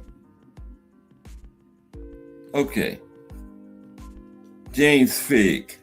Yeah, James Figg was way back there. Born in Oxfordshire, Figg was raised as a fighting man. He spent his teenage years fighting in fairs and fending off all challengers who were reported as both armed and unarmed day after day. The Earl of Peterborough spotted the young fighter and took him to London to embark upon a bare-knuckle fighting career. In 1719, Figg became the first English bare-knuckle champion, first English bare-knuckle champion after fending off top challengers including Tim Buck, Tom Stokes, and Bob Flanders. Figg reigned as undisputed bare-knuckle champion for 11 years in brutal affairs that sometimes included bare-knuckle fighting and also the use of a club. Wow, 11 years, man. Bare-knuckle fighting and also the use of a club. The nature of the sport was especially violent back in those times, and the lack of antibiotic medicine meant that an infected cut could become fatal. Although records were not as precise back then, the common belief is that Figg had a record of 269 wins, and get this, 1 loss in 270 fights. 269 and 1. He was a tough man back in the bare knuckle era, and said sometimes they was allowed to use clubs. He only lost once. His only loss came when Ned Sutton beat him to claim the title. Figg demanded a rematch, which he won. And he also went on to retire Sutton in a rubber match. That must have been one with the clubs. After the rubber match, Sutton retired. James Figg was inducted into the International Boxing Hall of Fame in 1992. Wow, I didn't know somebody that fought way back then was in there. He fought back in the 1700s, but he in the big one, International Boxing Hall of Fame. Wow. Tommy Farr. Look at some old-time British fighters. Welshman Tommy Farr amassed a career record of 126 wins, 30 losses, 13 draws with 2 no contests. Okay, and them 30 losses, don't get it twisted. They was fighting 2 or 3 times in a week back then, okay? So 30 losses is nothing negative. Okay, you got your 3rd fight in a week. So yeah, you're gonna lose some of them, a lot of them. But anyway, Farr was known as the Tony Pando Terror and had his first recorded fight when he beat Jack Lord on points at the tender age of 12 years old. After an unbeaten 18-fight run, Farr beat Ben Ford to become undisputed British and Empire Heavyweight Champion in 1937. After beating Ford as well as former world champion Tommy Loughlin and Bob Olin, Farr made the step up to elite world level. Farr produced upset wins over former world heavyweight champion Max Baer and Walter Nussel before going on to fight the legendary Joe Louis. Farr was a huge underdog against Louis, who came into the fight having knocked out 8 of his previous 9 opponents. Louis did. But Farr was a huge underdog. Farr gave the Brown Bomber all he could handle. Over 15 rounds, Farr went the distance. And Louis was awarded a narrow points victory that was greeted with jeering from many sections of the crowd who thought Farr had actually won the fight. But you know, Joe Louis back then, a close fight, you know who getting it. You know, bad judging and corruption didn't just start now. So Farr was a big underdog and it was a close fight, so Joe got the decision, but many in the crowd thought Farr won it. Farr had his next 4 fights he lost his next 4 fights after Louis and went into a 10-year retirement. Bankruptcy forced him back into the ring at the age of 36. And Tommy won the Welsh heavyweight title. He lost the belt in his last fight of his career. And he sang the Welsh national anthem on the microphone after the fight, before leaving the ring. Tommy Farr passed away on St. David's Day in 1986, a fitting date to mark the passing of a Welsh legend. Yeah, Tommy Farr. Beat the great Joe Louis, but they cheated him. Yeah. A lot of people in the audience thought he won. Heavy underdog, went 15 rounds. Lord Honeyghan. Come up to this area a little bit. The Ragamuffin Man produced one of the greatest upsets in British boxing history when he went to Atlantic City, New Jersey, and upset heavily favored American Donald Curry. Curry was dismissive of the little-known opponent in pre-fight, and he asked, "Who is this Ragamuffin Man?" at a press conference. It was a nickname Honeyghan with Curry with relish for the rest of his career. Yeah, Curry found out who the Ragamuffin Man was.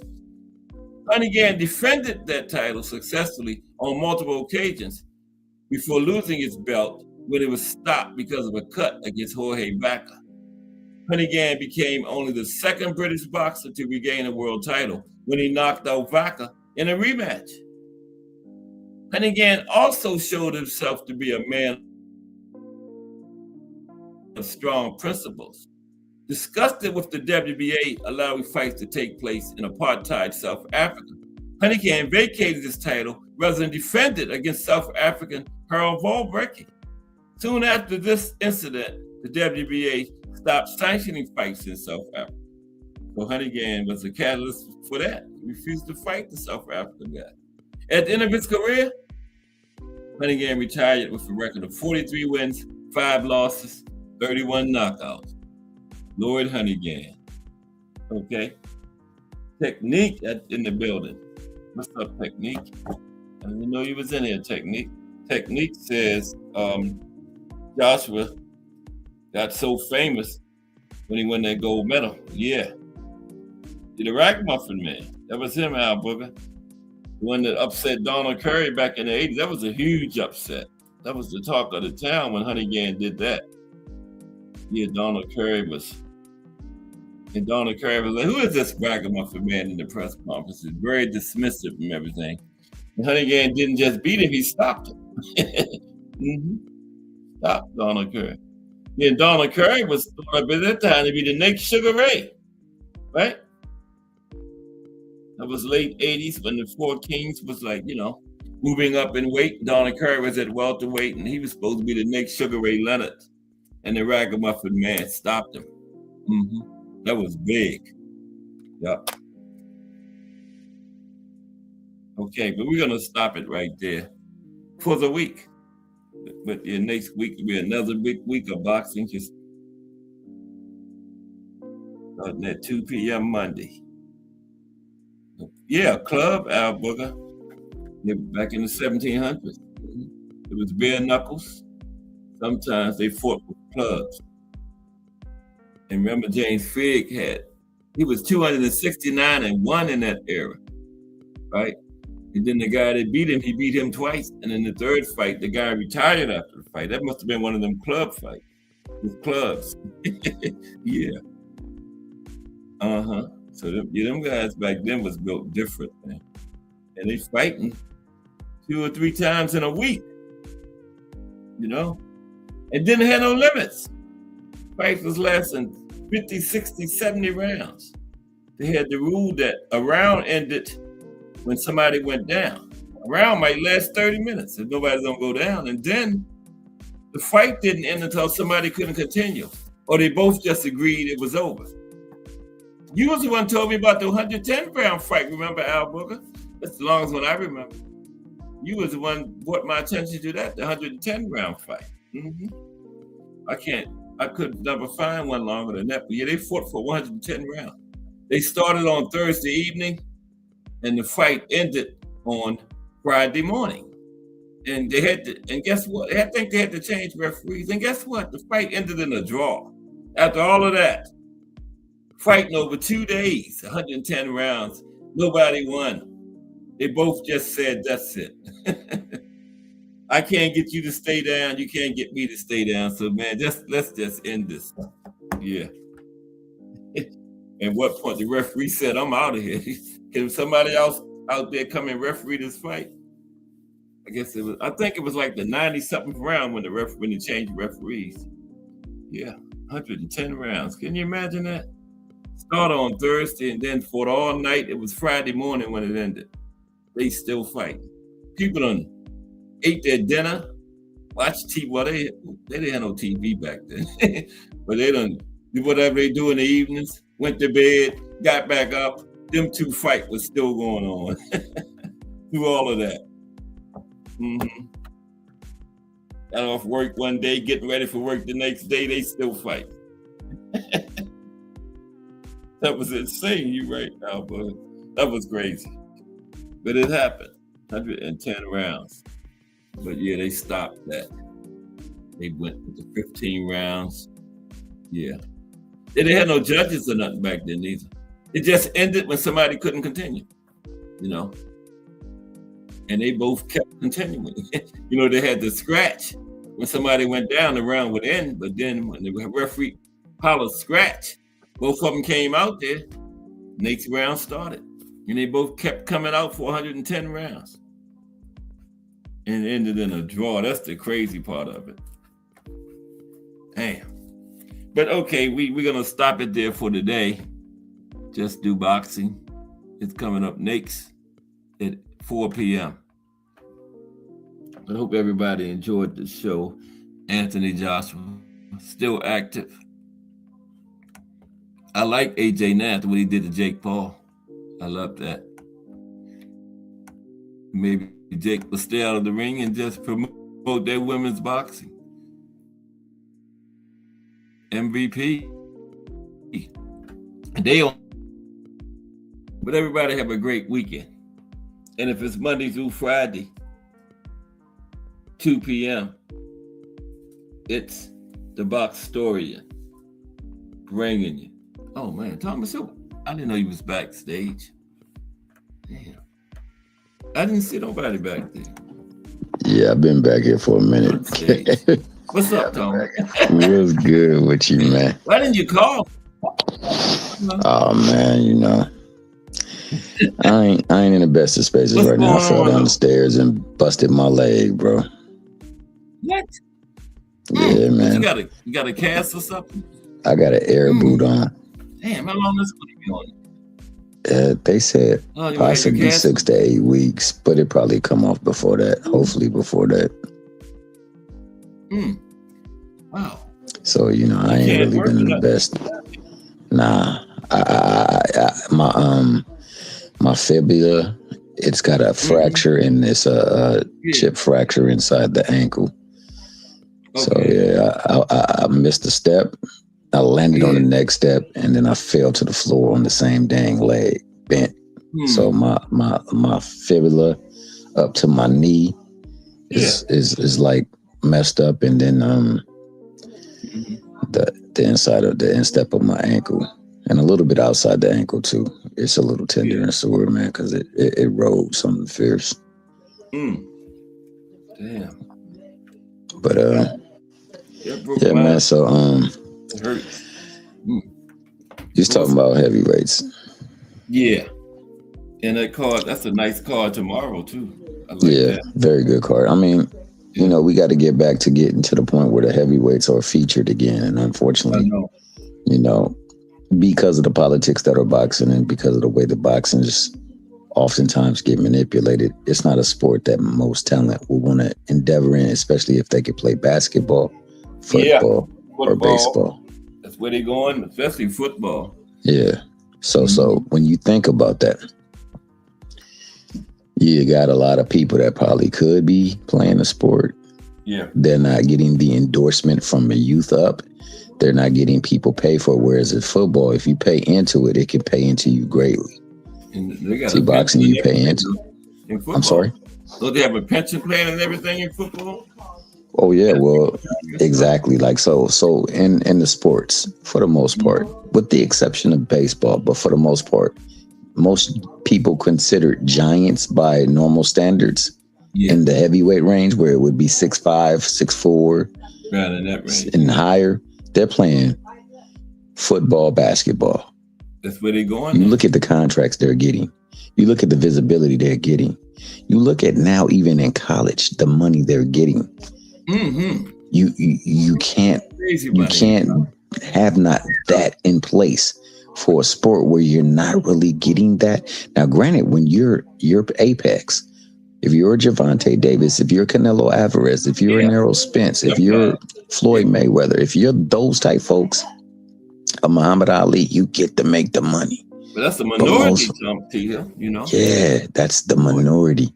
Yeah. But in basketball, even though it's a short number that make it, it's a greater number that get paid than in basketball. Right. And then on top of that, they got a pathway as children growing up to getting paid or getting at least something out of it. We can go to school off of this contract. Mm-hmm. Now we can get paid and go to school off this contract. So I can get a degree and I can allow that degree to apply me opportunity, because the greatest thing about being in an institution is you're now an alumni and you can get favor from ain't they? Boxing don't have that no more. It's like, wow. Boxing don't have that no more. And that's something that they got to really seriously think about. The sport needs to seriously think about that. And then there's this. In basketball and baseball and in football, there is a league that is unionized where everybody has to abide by the same rule. Mm-hmm. Union. That's big. So the sport don't have that. It don't have nobody monitoring it. So it's the Wild West. And that's how come you got a person like Turkey being able to do what he doing, man. It's just too many Indians and too many chiefs and no Indians. Exactly. Too many chiefs, no Indians. Yeah. And then there's no opportunity for the Indians to even see the campfire. You know what I'm saying? They out there in the dark. And you know, out there, when you in open air, open land, if you don't got no shelter, you ain't got no fire. And the ones getting in the ring taking the punishment got the weakest hand in it, you know? Yeah. So, and you have nobody representing you. Nobody insuring you. Nobody protecting you. So you don't have no pathway. You don't have no representation. So the people who do represent you, they only using you like they putting you out there on the street to make money for them. Yeah. They looking at their own advantages first. They're not putting you first. Exactly. People making money off the fact that you're putting your life on the line in a ring. So you can't blame and I can go play this. If they got talent to go in some other sport, I would advise them going on. Exactly. And I can go do this in this sport and I can get a career If I don't make it here, I can get an education. If I don't make it here, they gotta bring it back to the amateurs is big, right? They got to provide a way where there's an academy for at least we got academies that will teach people and give them the ability to make it beyond the sport. Yeah. And hopefully it will provide eyes to them too, so that talent can see them. Not talent, but the suits can see them, and they can start trying to get the talent placed in places, and then you might see a change. But right now, baseball, basketball, football, they get me paid. What? Some of them contracts, them football players getting in college, they ain't even got to turn pro all the money they making in college, man. Exactly. And then there's a system, which I believe, like, they got a system in place that's like a G League or minor league or whatever the case may be. They got that pretty much in place with Pro Box and a couple of other ones. You can do it. So, but if you get them to that point, you got to get them to that point. And I don't think there's nothing to bridge the gap to that point. And I think, therefore, that's why you lose the opportunity to have people who can make a lot of money in another sport play this sport. And then you don't even play this sport. It's a no-brainer, So I agree with you. Unfortunately, man, it's only going to be valued where they value the folks, and they seem to value the folks and they value the sport outside of the United States. And unfortunately, this is why we get in the lack of diversity in the sport for that division, because most of the people that's going to put the funds necessary and the time necessary and the infrastructures necessary is overseas. They'll do it for the big guys. Exactly what happened to our heavyweights right there. Yep. Exactly. And it's not as much like that as when, like, I seen something with Randy Moss. He was talking about how he was great at baseball, he was great at football, he was great at basketball.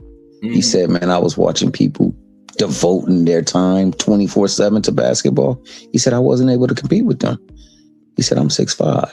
I was over there. I went against a 6'6", and I know who he's talking about. It's Shea Cotton. He went to school over here in Modern Day in California. Randy in college playing basketball. Yeah, and he said, man, this little sophomore, right? Then he goes to absolutely, absolutely. And he said, this little. Remember, they played in the tournament. Yeah, they sure did, and he did pretty dang good. But he said, man, I couldn't keep up with them. You're right. But in football, I was a star. That's right. So it was an easy choice. You giving these people an opportunity to make an easy choice between them struggling, getting pimped out there, and putting their life on the line versus, hey, I can get paid. You know what I'm saying? I can have, some security, some job security, and I can have my name out there. Got a union. I think that's ultimately, man, the difference between the heavyweight division, and that's why it's not as viewed like it was when in the past, because there's no presence of the American in it. None. I mean, if we scale the time, go ahead. What the only big name heavyweight is? Wilder. He's the true last American heavyweight, and on top of that, I think he's truly the last heavyweight. Well, I guess you could say Usyk, but like, he is truly the last heavyweight where the buzz was around the division. There is no buzz around this division now, and it's because there's not an identifiable name from America, and one that people can get behind. And there needs to be more than just one. That is so true. When you look at all throughout the years, there's always been at least 3 vying for supremacy in that dang division, along with everyone else from other nations. But at least 3. We don't have that. Don't have. And we got a couple of new faces coming to the scene, and hopefully they make news. But for the most part, it's on their own dime, man. And on top of that, it's on their own hustle, because they don't got the backing of the promotion. So it's tough. Yeah, it's tough, man. And it's sad too, because that's the premier division. Yeah, heavyweight. as our boxing goes, it's still as a heavyweight division goes. Yeah. You Always make the gonna be biggest money off of heavyweights because people like to see gladiators. And when they think of gladiators, they think of power. Mm-hmm. The big They man. think big man, exactly. Doing incredible things. And unfortunately we're getting smaller men Yeah. or men that look like them. They want to see when you watching sports, it's because I can't do what you're doing. Mm-hmm. Yeah. They don't want to look, unfortunately, at people that they feel like, they can beat. Hey, I want to ask you about this too. What's it about? They say Tank coming back. Oh, he's coming back. He's coming back. Tank is much needed, bro. I know how it sounds for a lot of people, because for a lot of people, they don't like Tank, and they really don't like Tank because they can't stand Al, and they don't really understand that they've been programming and not liking Al. Mm-hmm. His fighters love him. See, they say you know how good a person is by the love of the. Yeah.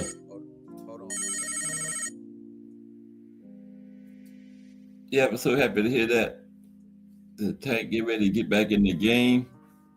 All the haters was hoping he was going to be sitting up in jail somewhere.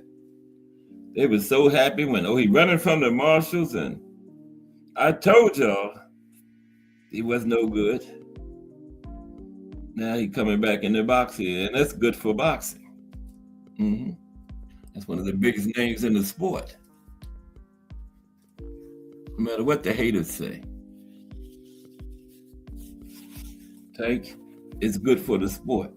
Generates excitement. When he fight, it's going to be a lot of pay-per-view. My bad. So it's good to have Tank back in the sport, though. No, it is. So look, with regards to that, it's going to come across like, I'm this PBC fanboy. But think about, since he's been gone, what has been the talking points, and think about how the sport is trending. And I say this because I know you'll be able to resonate it, because you come from a place where you've seen even more boxing than I have. Mm-hmm. We now, if you're familiar with TikTok, the TikTok experience, everything's a challenge. Mm-hmm. Everything's a prank. Everything's something looks like something. And that's what people are currently doing right now. Yeah. In boxing, they're making prank videos. They're making challenge videos. They're emulating one another. And most of them are not giving us anything but empty rhetoric and false dialogue.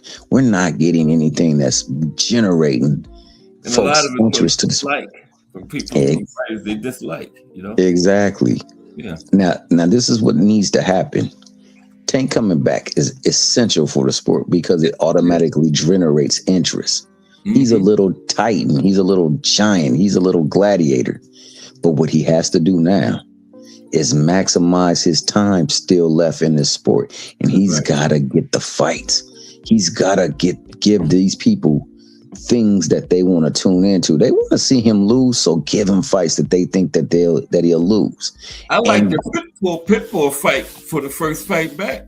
Oh, that's a hell of a fight coming back, but there's a lot of people that's going to hate on him because it's the PBC, and it's something that's affiliated with the brother man, and they know that the real reason is that the brother man is whooping tail. So because he's whooping tail, they don't put no respect on it. They're trying to break that down. Because Pitbull got a whole country, and a lot of the Mexicans think Pitbull won that fight, so they're going to tune into that. I feel you, Cass, but this dynamic, and I'm gonna pull it to your career. Was it easy for people of color in your career to move up the ranks? No, they didn't want you there. They tried to do anything to keep you guys down, right? Yeah, you had to endure some stuff to get to the point where you were. Yeah, you had to do so much better than anybody else. So much better. They did. Yeah, So imagine when there's somebody who's in your field that you dominate, that you've been making all the money off of, come in there and do it better than you. They don't want that. They can't stand that. So they push narratives and they set up propaganda. They set up all types of stuff to slander him. Everything that's happened to him. Remember when we were talking about the whole situation, how we said it didn't make sense? Yeah. Yep. I remember. It's never made sense, Kaz. It still to this day hasn't made sense. No. They set that thing up. They put that in place. And then they hit him from within. They tried to use Mayweather to go at him. Man, this stuff is systematic, bro. It's systemic. They're trying to attack this brother so that they can get his presence from out of the sport. Because then we can do it the way we want to do it and the way we've always done it. That being the case, yeah, man, coming back to Pitbull is a great fight. Anybody who does not say so is crazy, man. He is not giving a bad account of himself in any fight, and he's always there to fight, and he's tough. I think that's the perfect first fight back. That is, but then from there, there got to be fights that, you know, people believe he's going to lose, because then that's when the sport will get engaged with the people, because the people just want a reason to believe. He can give them the reason to believe. I believe he's going to bring them back. And you know what? Ironically, I believe that Floyd Mayweather is going to bring them back, because, you know, he's coming back to competition. Yeah. They ain't going to buy that Pacquiao fight because a lot of people think Pacquiao can beat him now. So I believe that both of them will bring that sport back. That's what I believe. That on the same card, wouldn't there be something? Yeah. Pitbull and Floyd Manning on the same card. It could mean a huge payday. Ooh. It could mean a huge payday. So, you know, I don't know, man. I think that Tank coming back, I felt like he was always going to come back. I never felt like he was guilty of anything. If he was guilty, he would. Back. Yeah, it would have been video. We would have seen proof, but we didn't. So I'm thinking that, you know, they're strategically, and I think the PBC is strategically putting their ducks in a row so they can continue the wave that they've always created and expand upon the fact that it's been dry without their presence. And he coming back, all that nonsense they talk ain't been to jail or nothing. No court trial or nothing. Right? Yeah, man. It's I don't know, but man, what's sad is it's our own people that's wishing our own people to have the worst, man, and it's crazy. And they don't recognize that they're falling for a hook, line, and sinker, man. At no point in time has this man ever shown himself to be a woman beater, yet y'all convicted him. At no time have he showed himself to be a fugitive, yet y'all said he was a fugitive. Yeah. Y'all said his house got raided. They had him one step out of prison, remember?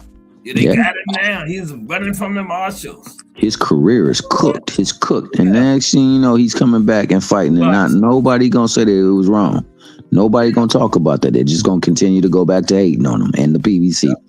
So that's why it's gonna be ironic and it's gonna be poetic justice when it's the PBC bringing the sport back to prominence again, because it's been dry since he's been gone. But I agree with you, Kaz. I fully agree with you, man. Yeah. I'm just glad he's coming back, man. And I think Pitbull is the ideal fight to come back on. Yeah. Because a lot of people think Pitbull can beat him. And the Mexican fan base going to buy it. It's going to be huge. But like you say, after the Pitbull fight, he got to get in there with one of them names, you know, secure. I don't know how him and Devin can fight, because Devin is way up at. No, they can fight. They can fight. For one, they can hold one another accountable to the standards that they want to hold Tank to. For one, he was gonna fight Jake Paul, right? So he can fight Devin. No. Well, I believe so. So I don't believe that Tank can get to 47. I don't, but I do believe he can get to 43. I can get him. You can get to if you can fight at 40. Which I believe this fight is going to happen with Pitbull Cruz. Yeah, you can get to 43. He's fighting at 47. He really don't want to go to 54, so he can come down 3 pounds. Yeah, so from 40 to 43 is 3 pounds. From 47 to 44 is 3 pounds. So I'd say 43.5. That way you meet him halfway in the thing. All right, we going down and up the same amount of distance. You think him and Pitbull might be a catch weight? Between 35 and 40? If I'm Pitbull, I'm trying to insist that we get it at 40. 40, okay. Yeah, if I'm Pitbull, I'm trying to go at 40. I'm not trying to go to 35. But he might go to 35. But I would hope it's at 40. If it's at even that. But if it's that, then you can get to 30. You can get 33, 43. Because you don't necessarily have to be there. You just need your opponent to have to make that weight. Make the weight. That's all. Yeah, and then you can, because you're dictating, because you're the bigger fighter, you can say, well, you can't blow up no more than 15 pounds. Right. So you can't just go up in here like 45 pounds more than that. But the fight needs to happen. The fight with Shakur needs to happen. The fight with Keyshawn Davis needs to happen. All these fights need to happen before he go on and lace it up, and he needs to go on and be able to do that. Whether he dictates terms, I'm cool with that, because he should. He's earned that, but it needs to happen. And with that being the case, I would look forward to these fights being made, because it will bring more eyes to the sport. And plus, it would. I think it's in the plans at the Pitbull. I think it's in the plans too. Yep. I think that, the people that they would have to work with know that they need one another now. Yeah. They need one another, because it's a force going on the east that's kicking down at the doors and trying to blow down they stronghold on the sport. So they don't understand that we've always had to work together. We're gonna work together now. So I think that's the movement.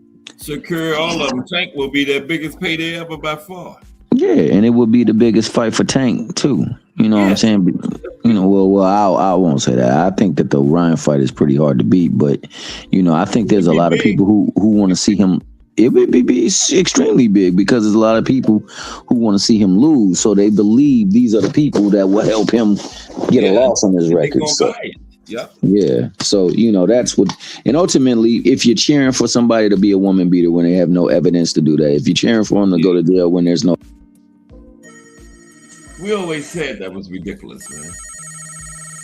It just didn't add up. Why would the marshals be chasing? The man ain't like you've been running across state lines and stuff. Why would the marshals be chasing behind him? Never understood that. I don't know. Like I said, that I've never seen for such an inferior case, a case where it ain't but a domestic charge, not even a domestic charge. It was a misdemeanor charge that they're gonna come after you. And he was on probation in another state. He wasn't violated or nothing, though. None of that made sense, man. It don't make sense. Remember? Yeah, it don't make sense. But like I said, nothing about it. We heard nothing about it up here at all. At all. So with that being the case, he's getting to come back. Yeah. Him coming back will be good for the sport, especially if he is lining up these fights. That will definitely be good for the sport. So my hope is that they're doing that, so that these people can actually see what boxing should be. And see what 31, right? He'll be 32 this. He'll be 32 this month. 32. Okay. I mean 32 in November. I'm saying this year. Yeah. So he still got about a good 3-4 years before he's gonna be thinking about a few big fights. Yeah. And he can make time to get like 3 fights a year. Yeah. And he can give us at least 9 good fights if he do it that way. So hopefully, but yeah, man, I hear you. I appreciate you bringing me up though, Kaz. I know it's time for you to go. Yeah, I was sitting there for a minute, man, but it's okay. It's okay. It was a tremendous show, man. You was cooking, and on top of that, you was engaging everybody, thanking them for coming through, man. And we definitely want to thank everybody for coming through, man, because this is a true boxing. I got some good regular supporters. Yeah, you got Al Booger, the Professor, Technique, The Way of Things. Yep. You know what I'm saying? You got the Notorious BBO, Just Do Boxing. That's on right now. Mm-hmm. The Master of Ceremonies, the greatest man alive, the Mickey Fricky legend, Crush, the legend, Mike Mazik, the champ, Mike Rim, the fisherman, the better half. She's always by your side. Miss Sewell. You know what I'm saying? You had a good time, and then there's the people who are just coming by, stopping by on a playback or just listening. So appreciate you all, and appreciate you giving me this opportunity to speak, man. Like I said, I haven't been feeling the best. That's why I dropped the link when I see your name. So your name, I always say I gotta get some link time, and but I didn't know you broke your leg.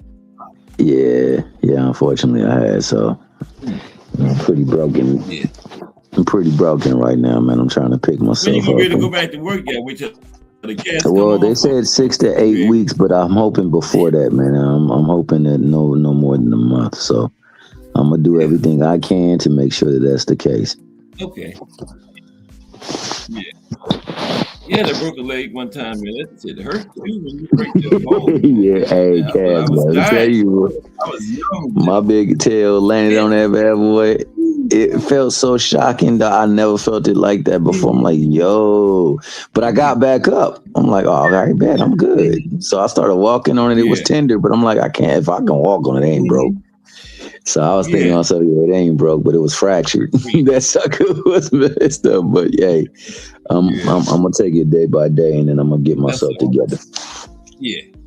You'll get it back together. Just take some time. That's all. Yeah.